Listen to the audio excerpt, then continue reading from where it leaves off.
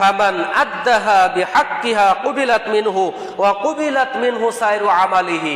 আল্লাহ রাসূল এবার বলছেন, যে ব্যক্তি তার এই প্রত্যেকটা হক আদায় করবে, যে ব্যক্তি পবিত্রতার হক আদায় করবে পরিপূর্ণভাবে, যে ব্যক্তি রুকুর পরিপূর্ণ হক আদায় করবে, যে ব্যক্তি সেজদার পরিপূর্ণ হক আদায় করবে, আল্লাহ রাসূল সাল্লাল্লাহু আলাইহি ওয়াসাল্লাম বলছেন কুবিলাত মিনহু, তার থেকে এটা কবুল করা হবে, ওয়া কুবিলা মিনহু সাইরু আমালিহি, এবং তার পিছনে যত আমল, সমস্ত আমল আল্লাহ রাব্বুল আলামিন কবুল করবে। কারণ সুবহানাল্লাহ।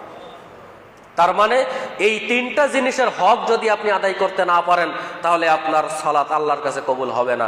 এরপরে আল্লাহ রাসূল বলছেন, ওমান রুদ্দাত আলাইহি সালাতুহু রুদ্দাত আলাইহি সাইরু আমালিহি, আর যে ব্যক্তির কাছ থেকে সালাত আল্লাহ কবুল করবে না, ওই ব্যক্তির কাছ থেকে কোনো আমলই আল্লাহ কবুল করবে না। তাহলে এখন যদি আমরা জিহাদ করে চিৎকার করি আমার সালাত নেই, জিহাদ আল্লাহর কাছে কবুল হবে? কবুল হবে না। এই যে রমাদান মাস পার হয়ে গেল, অনেকেই শুধু ফজর পড়েছেন আর বাকিগুলা নেই, কবুল হয়েছে রোজা? এজন্য আল্লাহ রাসূল বলছেন যে যার কাছ থেকে সালাতকে কবুল করা হবে না, তার পিছনের কোনো আমল আল্লাহ কবুল করবে না।